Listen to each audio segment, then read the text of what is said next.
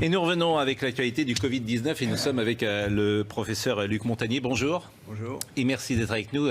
Faut-il le rappeler, vous êtes prix Nobel de médecine et c'est vous qui êtes à l'origine de la découverte du VIH.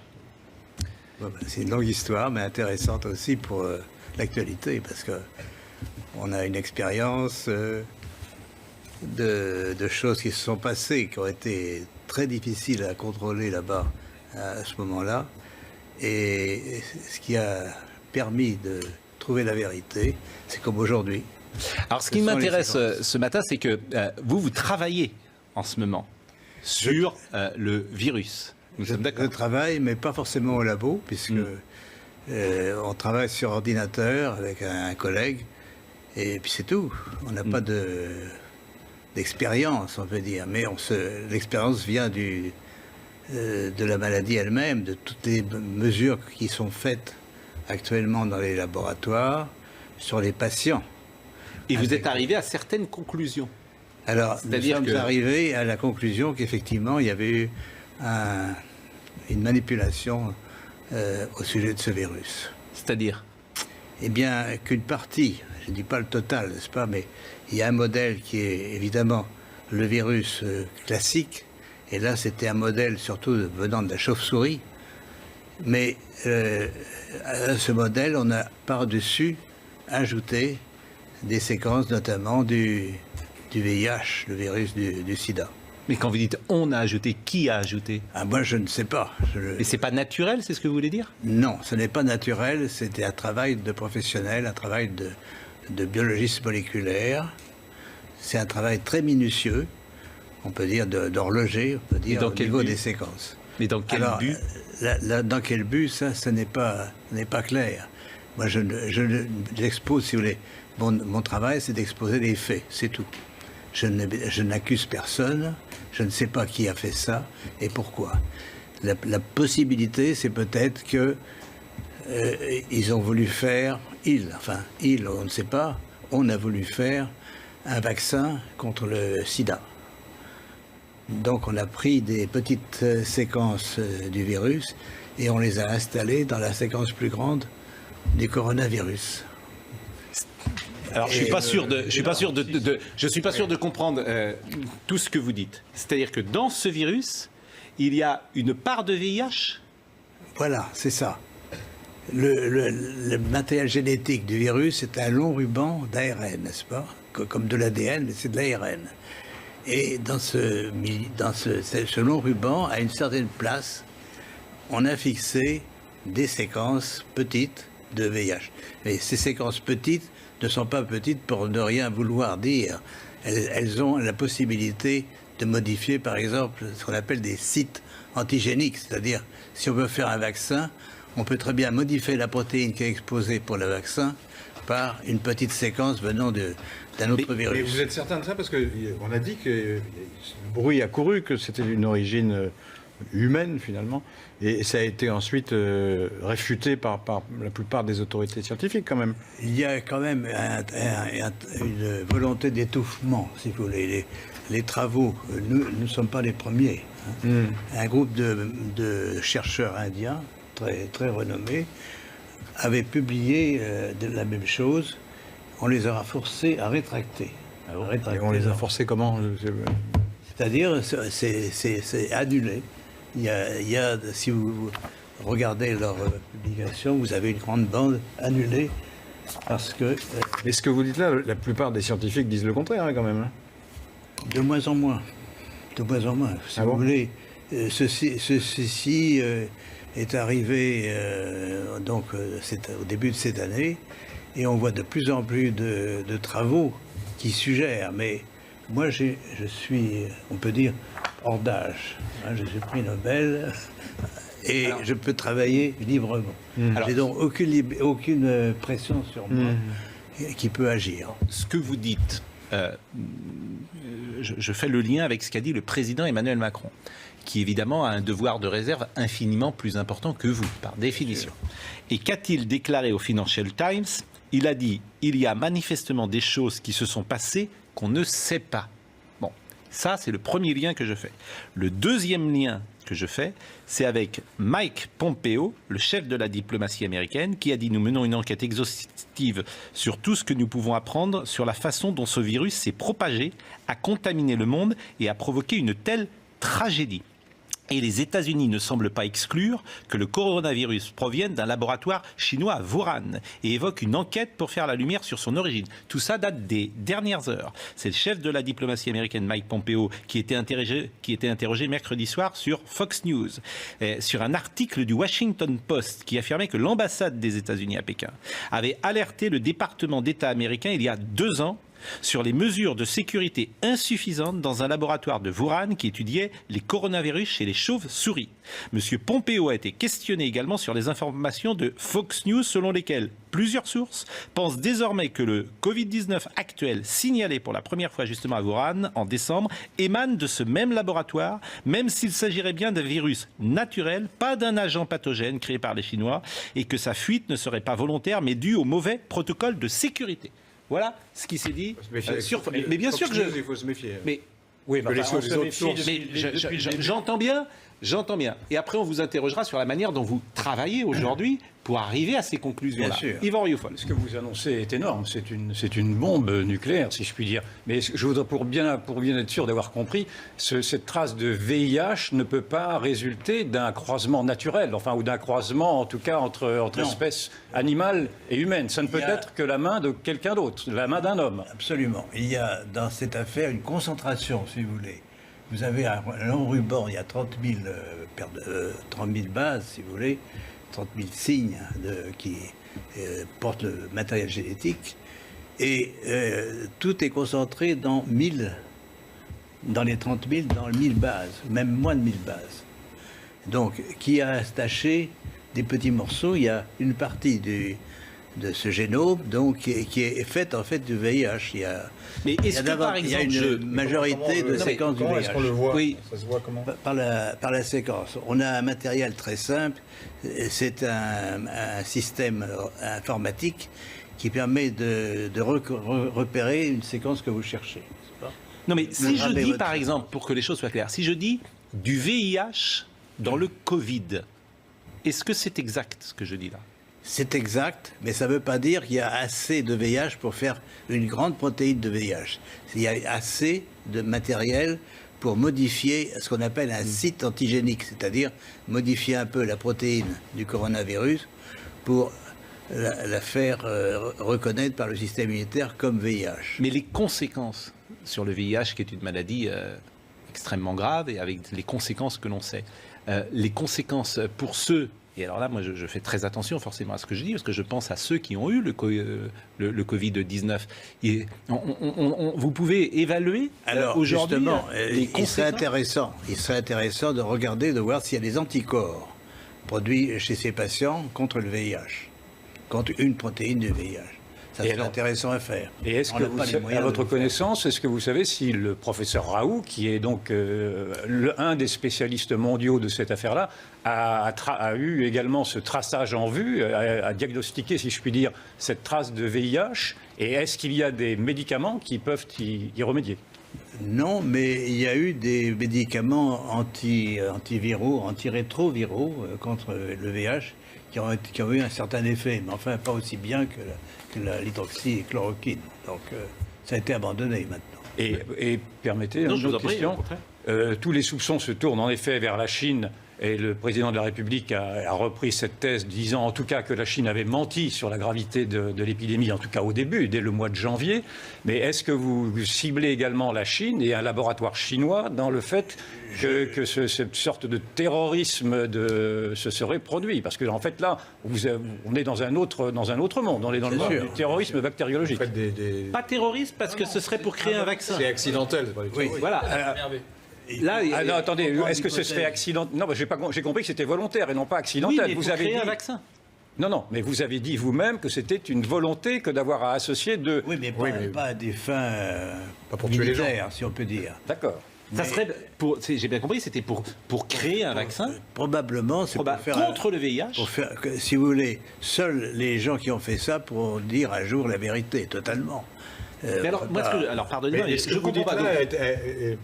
Pardonnez-moi, mais ça a été attesté par d'autres médecins, chercheurs, scientifiques, laboratoires, etc. Il y a plusieurs groupes qui ont fait la même chose, mais ils l'ont fait en, disons, un peu en catimini, enfin sans trop faire de bruit.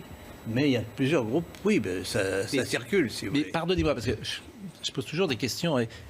On fabrique ça en laboratoire. On veut fabriquer un vaccin contre le VIH. Bon. Comment après ce vaccin il sort? Quoi, ce virus il sort? Comment il sort du laboratoire? Il est produit par le laboratoire. À ce moment-là, c'est ce qu'on appelle un recombinant. Ce virus est produit par le laboratoire chinois qui l'a trouvé ou bien d'autres laboratoires. Oui, mais comment dire, ils prennent des gens pour le tester. Comment il sort? Bien sûr, alors si on parle d'un... Là, c'est un autre sujet, c'est un vaccin contre le coronavirus. Non, mais je veux savoir comment il sort du laboratoire. Comment de la fabrication d'un vaccin contre le VIH, on arrive à une pandémie mondiale? C'est ce lien-là que je ne saisis pas. Parce qu'ils ont fait une construction donc, qui est un virus corona, un ARN de virus corona, et dans une petite partie de ce ruban, vous avez les séquences VIH, de telle façon qu'elles soient exposées, bien sûr, au système immunitaire. Donc la prédiction, c'est qu'effectivement, il y a des anticorps contre le VIH chez des patients infectés par le coronavirus. Ceci, on ne peut pas le démontrer. Oui, mais vous ne me dites pas comment il sort. C'est parce qu'on prend des patients et on va tenter de tester ce vaccin qu'on est en train d'élaborer et qu'après, il se diffuse comme ça. C'est ça que je ne saisis pas. Là, ça va prendre beaucoup de... On parle d'un vaccin en général à partir d'un coronavirus. Ça va prendre beaucoup de temps, effectivement. Il faut montrer d'abord des expériences chez les animaux, chez les souris. Oui, mais j'ai l'impression que et ensuite, j'ai l'impression que je me fais mal comprendre, en fait. Fabrication du vaccin dans le laboratoire. Fabrication. Nous sommes d'accord. Vous nous dites, effectivement, on cherche... le vaccin... vaccin VIH, c'est comme ça. Le vaccin doit être atténué, c'est-à-dire on peut soit traiter les mais j'entends bien, mais comment ça sort du laboratoire? Pourquoi les gens sont-ils infectés après? Parce qu'on le teste. Et je répète, enfin c'est ce qui se dit un peu partout, c'est qu'il y a eu une fuite. La construction virale s'est échappée du laboratoire de Wuhan. Mais une fuite, ça veut dire quoi? Comment elle peut s'échapper? C'est ça, une fuite. C'est quoi une fuite? Elle peut s'échapper volontairement ou involontairement? Involontairement. Non, involontairement, mais comment? Ben, par quelqu'un qui a sans doute Quelqu'un été qui manipule vacciné, ce virus sans prendre trop de précautions. Non, je pose des questions puisque je suis tout à fait béotien dans ce domaine. Donc bon. C'est une supposition. D'accord. Et la manière dont vous travaillez aujourd'hui, vous semblez avoir des certitudes. Donc vous travaillez aujourd'hui? Oui, on travaille sur les séquences. C'est pas ce qui est fondamental, c'est les séquences. Et je peux revenir un petit peu en arrière puisque l'histoire du sida se répète à ce moment. Enfin, de l'origine du virus du sida se répète un peu aujourd'hui. Alors à l'époque, il y avait plusieurs laboratoires qui travaillaient sur le virus. Dans le mien, à l'Institut Pasteur. Il y avait un laboratoire américain dirigé par le professeur Gallo, n'est-ce pas? Et il s'est démontré par les séquences que le virus que j'avais envoyé au docteur Gallo a été rebaptisé par un autre nom, mais c'était le même virus. Pourquoi le même virus? Parce que les séquences étaient identiques. Et il faut bien voir que les virus, c'est des agents qui varient tout le temps, n'est-ce pas? Et surtout les virus avec de l'ARN, il y a toujours des mutations. Je vais y revenir parce que c'est très important pour l'explication de l'épidémie aujourd'hui. Mais donc, à l'époque, on a eu la démonstration, l'Institut Pasteur a démontré que la séquence qui était celle du virus isolé à l'Institut Pasteur et celle du virus américain était la même, absolument la même, caractère par caractère. Donc là, on a déjà, si vous voulez, la biologie moléculaire, par les séquences, peut dire si un virus est identique à un autre ou non. D'accord? Et donc, si vous avez une séquence étrangère dans le coronavirus, aujourd'hui, eh bien, vous la détectez facilement par ce qu'on appelle la bioinformatique, n'est-ce pas? Et pourquoi on ne le fait pas, ça? Et pourquoi ça n'a pas été fait? Pourquoi ça n'a pas été fait? C'est ça que je sais pas. Parce que c'est de la biologie moléculaire. Alors, nous sommes un petit groupe qui travaille là-dessus depuis longtemps, mais on n'est pas les seuls. Je répète, les Indiens ont trouvé la même chose et l'ont publié, et on leur demandait de rétracter ensuite. Mais Mais quand vous dites c'est c'est qui mystérieux, ont c'est qui ont. Qui demande à rétracter, qui a demandé en aux général, Indiens de se c'est rétracter? l'éditeur de la revue. C'est l'éditeur de la revue. D'accord. Mais Oui, l'éditeur peut-être de qu'il la revue... considérait que c'était Non mais pas- pourquoi quelqu'un, En fait, ce que vous nous dites paraît simple, c'est-à-dire que comme il y a plusieurs séquences, hein, si j'ai bien compris, il y a plusieurs séquences dans ce virus. Par définition, ces séquences ont artificiellement été mises en place dans ce virus, on est toujours d'accord, et que ça se voit pour n'importe quel virologue va le voir immédiatement. Ça. Alors, Bon, si ça vous paraît voulez- simple. Donc pourquoi personne ne dit attention, ce virus, il n'est pas naturel, il y a quelque chose qui a été fabriqué, il y a quelque chose d'artificiel là-dedans, et pourquoi personne ne le dit? Alors, il y a une réponse a été mauvaise dit un là-dessus, c'est que ces séquences sont courtes. Et certains disent, elles sont trop courtes, c'est le hasard, etc., etc. Ah, donc il y a une polémique sur la question. Il y a alors. une polémique sur la question. D'accord. Mais on répond tout de suite, parce que ces longueurs sont quand même des longueurs qui portent une information génétique. Contrairement à ce qui est dit que c'est le hasard, c'est pas vrai. Et qu'est-ce qu'on appelle précisément une séquence pour un virus? Alors, une séquence, c'est la séquence des nucléotides, n'est-ce pas? Il y a 4 nucléotides différents. Ça, je suis pas beaucoup avancé. Un peu perdu là. Je suis pas beaucoup. Vous savez qu'on est tous- Je suis pas on est beaucoup tous côté- avancé. On est tous côté. Oui, non, mais si je comprends Oui. bien, il y a ça. une discussion sur l'analyse de cette séquence, parce qu'il y a des gens Mais qui là, disent j'ai répondu à c'est ça. le hasard. C'est ça J'ai répondu, c'est pas le Pas hasard. le hasard. Vous dites c'est pas le hasard, mais pas le bon. hasard. Non, mais vous dites le contraire, mais il y a ce d'autres que qui vous disent êtes que c'est en le fait, hasard. ce que vous êtes en Non, train il de y a dire sur d'autres plateaux, effectivement, je reprends l'expression d'Yvan, c'est une bombe. Pourquoi? Parce que vous n'êtes pas n'importe qui. Vous êtes prix Nobel de médecine et vous êtes celui qui a découvert le VIH. Donc votre voix, elle porte. Forcément, et il va avoir des conséquences de ce que nous sommes en train de dire là. Le professeur Delfrécy, par exemple, mes responsabilités, j'ai pensé qu'il fallait effectivement que j'en parle une fois qu'on a été sûr. Si vous voulez, on a. et vous êtes sûr Et depuis professeur- combien de temps?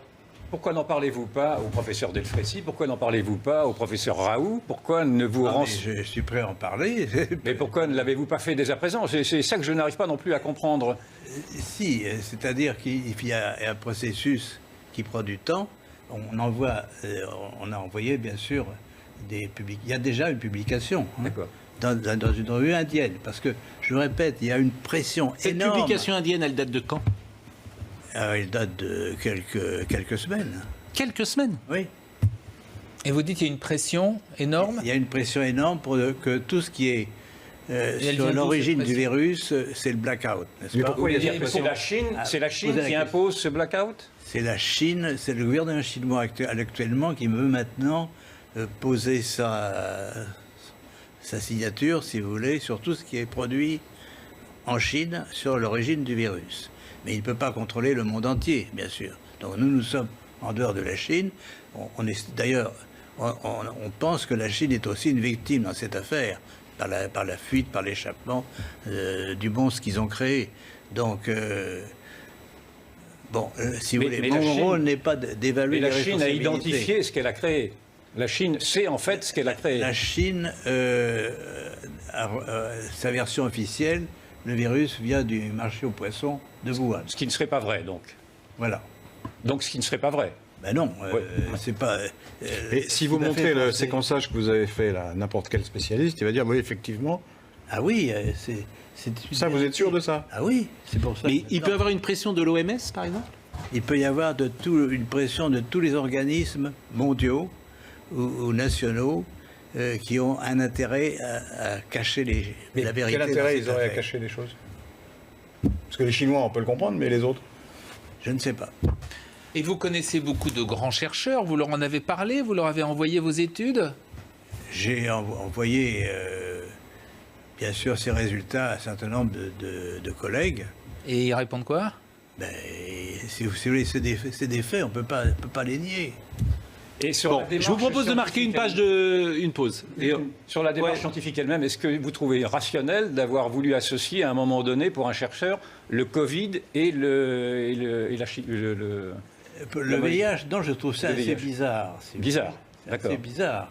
Parce que le VIH, c'est très dangereux. Ça n'a aussi. donc rien à voir, a priori, ça ne pouvait pas ça ne pouvait pas donner Mais quelque chose. les faits sont là. Les faits sont là, d'accord. on va D'accord. poursuivre et vous nous direz, parce que vous nous direz également si ce virus mute et évolue et s'il s'affaiblit. Et je pense que c'est également ce que vous avez remarqué, puisque le virus aujourd'hui, il se déplace d'ouest en est. d'est en ouest, pardon, d'est en ouest, En ouest. et il est aux États-Unis. Et vous avez remarqué qu'aux États-Unis, il est beaucoup plus faible et il a perdu d'une certaine manière sa virulence. C'est certains patients. Bon, à tout de suite. C'est dingue. Luc Montagny est avec nous ce matin. Vous avez déclenché évidemment quelque chose sur les réseaux sociaux d'absolument incroyable. Vous nous dites ce matin deux choses, que le Covid-19 a été artificiellement fabriqué dans un laboratoire de Wuhan à partir du virus d'origine. Et Il n'a pas dit ça. Hein.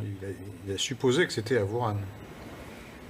Il n'y était pas à Wuhan. Oui. non, mais Il a regardé le voilà, c'est ce que, séquençage, en lui. tout cas, a été Il y a en tout cas dans un laboratoire. à Wuhan qui est capable de le faire. Voilà. C'est tout ce que je peux dire. Donc c'est ce que vous nous dites.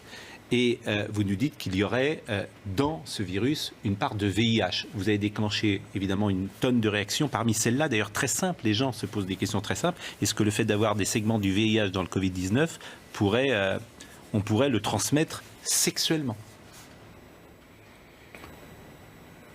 Je ne crois pas. Je pense que ce virus est quand même essentiellement un coronavirus, n'est-ce pas?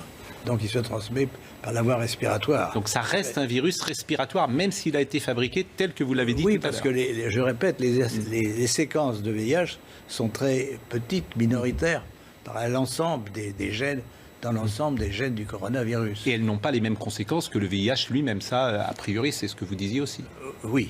Bon. Mais peut-être avec une réserve, c'est que si on travaille sur la protéine de surface d'un virus, on peut modifier son tropisme, c'est-à-dire il va attaquer d'autres types de cellules qu'au départ.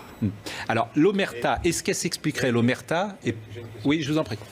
Il faudrait peut-être, avant d'élaborer sur cette information, connaître la réaction des milieux scientifiques les plus officiels. Quoi. Ils vont Qu'est-ce qu'ils venir, disent. ça va venir, j'imagine. C'est la première question que je me poserais, moi. Mais par définition, à l'heure à laquelle nous parlons, Oui. ces milieux sont en train peut-être de découvrir ce que vous dites. Nous avons Parce que s'ils l'ont caché, c'est intéressant. Nous avons les faits, et je répète, il y a une publication indienne au départ, et qui a été supprimée par la pression de l'éditeur. Alors, je vais vous poser une question. D'abord, pardonnez-moi de vous poser des questions parfois qui peuvent être jugées un peu brutales, bien évidemment. Mais Vous savez, tout ça, on s'était posé aussi d'abord. bon, et il y a aussi une part de questions de béotien, mais quand vous dites qu'il y a une sorte d'omerta, est-ce que l'omerta des pays, finalement, c'est parce que tout le monde fait la même chose? C'est-à-dire que tout le monde ferait dans son coin, parfois, sans le dire, des fabrications de vaccins de cette manière-là, où on prendrait un virus et puis on injecterait une autre séquence de virus, et que finalement, tous les laboratoires du monde font la même chose, et c'est pour ça que les gens ne disent rien aujourd'hui. Est-ce que c'est possible, ça? Je ne sais pas si tous les laboratoires font ça, mais enfin, tout est possible. En biologie moléculaire, actuellement, on peut faire toute construction nouvelle de virus que l'on veut. Non, mais a priori, ce genre de pratique est parfaitement interdite. On peut pas. Alors, À l'Institut Pasteur, par exemple, on peut pas faire ce qu'on veut. Absolument, absolument. Il y a des règles très précises. Mais est-ce que tout le monde suit ces règles dans le monde entier? C'est peu probable. Est-ce que vous me n'est-ce pas permettez? Je vous en prie, je vous en prie. Une observation, simplement, c'est que, à l'évidence, et en France et ailleurs, nous n'avons pas voulu rechercher les causes de ce qui nous arrive. C'est-à-dire que quand Donald Trump, par exemple, a dit que ce virus était chinois, il a été accablé en disant qu'il ne pouvait pas dire que ce virus était chinois parce qu'on n'en savait rien. Quand il y a eu ces rumeurs de dire que ce virus aurait pu sortir d'un laboratoire, parce que ces rumeurs-là, elles courent depuis maintenant 2 mois, tout le monde a crié aux fake news, et maintenant on n'ose même pas évaluer l'hypothèse de ce que pourrait être une guerre bactériologique. Vous m'avez dit que ce n'était pas envisageable. Je veux bien vous entendre, mais malgré tout, avec ces deux dénis respectifs, de dire que ce n'était pas la Chine, puis que ce n'était pas un laboratoire, et maintenant d'entendre dire que ce ne serait en tout cas pas une guerre bactériologique, on peut aussi, enfin moi je peux douter, je vous entends bien en disant que ce n'était pas le but recherché, que c'était un vaccin au bout du compte, mais est-ce que l'on ne peut pas quand même réserver cette hypothèse également d'une guerre bactériologique qui aurait pu, qui déjà peut exister, qui existe dans les scénarios, et qui aurait pu être établie également à Wuhan ou ailleurs? Enfin, mais je lis là par exemple qu'un laboratoire américain dit on a analysé les choses, ça a une origine naturelle. Donc il ne dit pas la même chose que vous. C'est un laboratoire qui a l'air assez sérieux. Sur les mots, parce que vous mettez un objet naturel dans un autre objet naturel. Ouais. Le VIH, c'est un objet naturel aussi. Ouais. Ouais. Oui, enfin, jusqu'à présent, un certain nombre d'autorités reconnues ont dit que c'était d'origine naturelle. Je veux dire, le monde va devenir... Je veux dire, moi, là, je partage pas tout à fait l'analyse d'Yvan, mais je reprends des éléments. Le complotisme existe, on le voit bien. Souvent, moi, je me bats, entre guillemets, contre le complotisme en disant laissons cela de côté. Mais si ce que vous dites est juste, le monde va devenir complètement parano et va ne plus croire évidemment en rien. Parce que si cette réalité, vous nous dites que c'est connu, qu'on met un mouchoir dessus, qu'une étude a existé. J'entends effectivement, je faisais le lien tout à l'heure, je l'ai dit, avec ce que dit Emmanuel Macron, qu'on peut, à la lumière de ce que vous dites, interpréter. Je rappelle cette phrase, manifestement, des choses se sont passées et on ne le sait pas. C'est une formule très douce, mais ce que dit les États-Unis, quand on vous écoute, on se dit, tiens, les États-Unis, ils sont au courant de ce que dit M. Montagnier. Bon, oui. Non seulement les États-Unis sont au courant, mais ils ont financé une partie des recherches faites dans le laboratoire de Wuhan. C'est publié maintenant. C'est dingue. Ça également. Donc c'est une affaire pas seulement chinoise, de toute façon. Oui. Alors, si on veut se rassurer quand même, puisque vous avez continué de travailler sur ce virus aujourd'hui, il a perdu, dites-vous, toute sa virulence et vous imaginez qu'il ne sera plus précisément dangereux ces prochaines semaines. Effectivement, ce qui est intéressant, si vous voulez, c'est que mon collègue mathématicien, Pérez, pense qu'il y a une sorte d'harmonisation des séquences de l'information génétique qui est portée aussi bien par nos propres chromosomes que par les virus. Donc, la nature n'accepte pas n'importe quoi. C'est-à-dire, on peut faire n'importe quoi à la nature, mais si vous faites une construction artificielle, elle a peu de chances de survivre. C'est-à-dire que la nature aime les choses harmonieuses, et ce qui n'est étranger, par exemple, un autre virus venant d'un autre virus, n'est pas bien toléré. Donc, ce qui se passe au fur et à mesure qu'il y a l'épidémie qui se développe, notamment aux États-Unis, où c'est le plus grand nombre de cas, il y a une évolution par des mutations, n'est-ce pas ? Les séquences vont muter. Muter, ça veut dire un nucléotide changé pour un autre, donc on modifie le code génétique, mais ça veut dire aussi des délétions, c'est-à-dire il y a des morceaux entiers du génome, et notamment, alors ce qui est extraordinaire, c'est que justement la région qui porte les séquences VIH mute beaucoup plus vite que les autres. Donc, et même elle disparaît par délétion. Donc on a des patients dont on a isolé le virus et fait la séquence du virus dans la partie ouest des États-Unis, à Seattle, et cette séquence est presque démolie et ne marche plus. Donc le VIH est parti. On peut penser que si le pouvoir pathogène nouveau, si vous voulez, du corona est lié à l'introduction de ces séquences, que ça va disparaître. C'est une lueur d'espoir. Moi, je voulais juste réagir. Et à échéance de quoi il n'y a pas eu de déni. La preuve, ce qu'il y a, c'est que pour l'instant, les rumeurs qui avaient et qui étaient malheureusement, qui rencontraient la crédibilité, enfin, beaucoup de gens y croyaient, de quelque chose qui aurait été fabriqué, jusque-là, il n'y avait pas de preuve. Là, ce qu'apporte ce que dit Luc Montagnier, c'est intéressant. Moi, je suis incapable de dire si c'est effectivement la bonne hypothèse. Mais en tout cas, il y a une hypothèse. Mais avant, on n'était pas dans le déni, puisqu'il n'y avait pas de choses précises. On était dans le déni de dire que ça venait de la Chine. On était dans le déni de dire que c'était un virus parce chinois. que rappelez-vous des polémiques. Chacun sait que l'épidémie est née en Chine. De là, le traité, après parler de virus chinois, c'est autre chose. Bah oui, le virus chinois, on parle pas comme ça. Mais que ça vienne de la Chine, personne n'a jamais contesté que ça venait de la Chine. La maladie est née en Chine. Il y a eu un manque de curiosité. Qu'est-ce que, Monsieur Montagnier, Monsieur Montagnier, la parole de elle nous intéresse. Qu'est-ce qu'il faut faire aujourd'hui ? Qu'est-ce qu'il faut faire ? Eh bien, justement, faire l'analyse des séquences. Et vous les avez faites, vous dites ? Mais oui, mais ça change tout le temps, puisque tous les jours, il y a de nouveaux patients infectés. Donc, on doit suivre, si vous voulez, l'évolution génétique du virus par des prélèvements, donc des isolements de virus de patients, et faire le séquençage de ces virus. Et si ma prédiction est exacte, on va trouver de plus en plus de virus mutants, inactivés, et bien sûr, ça doit être lié, si mon hypothèse est exacte, à la perte des pouvoirs pathogènes de ce virus. Donc, les conséquences graves de l'infection vont disparaître. Donc vous Mais parlez après, là l'échéance. d'hypothèse d'ailleurs, comme tous les Là, c'est scientifiques. une hein. hypothèse, c'est Tout une ce que vous nous hypothèse, dites ce mais- matin, c'est forcément une Mais hypothèse. c'est quand même basé sur Oui. une mesure d'évolution. On a des mesures du mois de mars, Oui. du mois de janvier, du mois Donc de c'est mars. des évolutions rapides. Voilà. L'analyse que vous avez faite sur le virus lui-même, c'est un travail très long à faire, très difficile.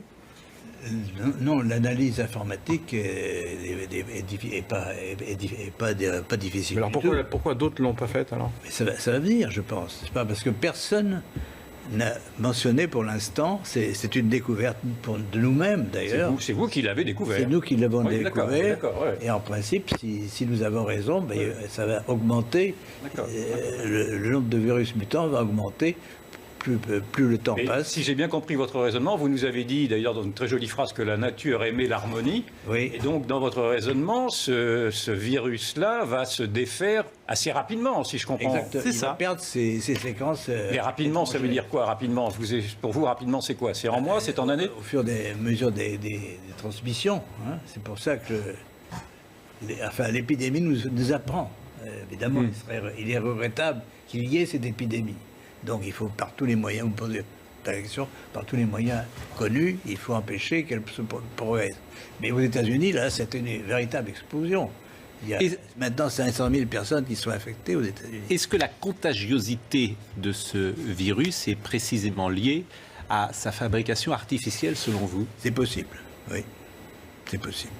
Parce que la transmission est liée, si vous voulez, à l'association entre une protéine du virus et un récepteur sur les cellules.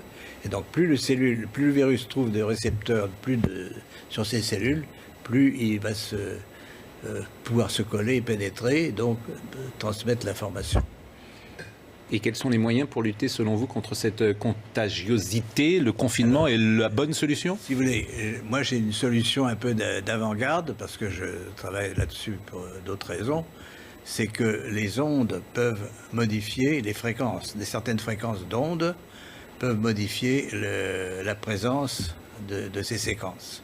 Comme elles sont étrangères, peut-être on va pouvoir les distinguer du reste du coronavirus et les détruire d'une façon sélective. Là, c'est de la science-fiction pour l'instant. Et là, je ne peux la vérifier que si j'ai les moyens de le faire. Autrement, je pourrais... Les ondes, c'est-à-dire? Oui, parce que je suis pas sûr de comprendre. Qu'est-ce que vous appelez les ondes? Les ondes, ce sont des ondes électromagnétiques, n'est-ce pas? Qui pourraient séparer? Nous sommes environnés d'ondes électromagnétiques. Pourquoi ne pas utiliser une partie de ces ondes pour détruire des séquences sélectivement d'ARN ou d'ADN? Bon, c'est une possibilité, Là, c'est vraiment ce une n'est pas une hypothèse. certitude, Une hypothèse. bien sûr. Mais est-ce que ce virus, ce nouveau virus, accélère les défenses immunitaires, pardon, je n'arrive pas à trouver le mot, accélère le fait que nous n'ayons plus les défenses immunitaires susceptibles de nous défendre, ou est-ce que ça n'a pas de rapport? Est-ce que cela éradique les défenses immunitaires ou pas? Alors, effectivement, moi je pense, si vous voulez, qu'on vit dans un environnement très différent de celui de nos ancêtres, et sans se rendre compte, enfin, on adore les ondes, on communique par les ondes tout le temps, n'est-ce pas? Mais il y a des projets encore de plus en plus importants pour que ces ondes soient encore plus autour de nous. Alors, je répète, et c'est un sujet à étudier, c'est pas le rôle des ondes. On a dit, par exemple, que la ville de Wuhan était très en avance pour l'installation d'antennes 5G, n'est-ce pas? Oui. 10 000 antennes sont dans cette région. Et donc, elles ont pu contribuer au pouvoir pathogène du virus. Ah d'accord. Mais merci. Malheureusement, alors c'est vraiment, on est déjà en retard. On est déjà en retard. Mais J'ai vu, là, je est-ce viens qu'on de peut lire avoir que- 5 minutes de plus? Je le demande d'ailleurs à Marine Lançon et peut-être à notre ami Jean-Marc Morandini. Est-ce qu'on peut exceptionnellement déborder un peu? Parce que c'est vrai que ce que vous nous dites est si important dans cette J'ai une question. séquence. Parce que je lis là dans le... C'est une fiche, je crois, que vous avez été contesté violemment par d'autres prix Nobel sur des thèses scientifiques. Il y a une pétition qui a été faite contre vous, c'est ce que je lis là. Hein. Ah, mais ça, c'est une autre histoire. C'est une autre histoire. Mais c'est frappant quand même que tous les prix Nobel se liguent contre vous. Pas tous les prix Nobel. Ouais, une partie, en tout cas. Il y a une partie, hein, c'est pas... Mais Non, mais pourquoi c'est- ils sont ligués contre vous alors? Parce que, si vous voulez, j'ai défendu les thèses de Jacques Benveniste sur la mémoire de l'eau. Ah oui, je elles ont été continue. réfutées, non? Non, monsieur. Elles ont été... Ah bon? C'est pareil, il y a une sorte de voile. On empêche les recherches là-dessus. Benveniste, il a cherché longtemps, il n'a pas été empêché. Non, mais C'est que les gens ne croyaient pas à sa théorie, surtout. C'est pas tellement qu'il a été empêché. Si, enfin, il a été... Enfin, moi, je l'ai connu. Maltraité. Benveniste, lui... Il a été maltraité, on peut dire. Non, mais Laurent Geoffroy, la vérité, Oui. c'est qu'on ne peut pas apporter la contradiction à monsieur. Non, je ne me Montagnier. l'apporte pas. Je ne me permettrai À pas, nous, moi, de le faire. moi, mais ce qui m'intéresse, je c'est- lis un voilà. article qui dit le contraire. Oui, Donc, voilà, c'est mais, pour ça. mais c'est. Donc, je m'interroge. J'entends bien. Donc, je m'interroge.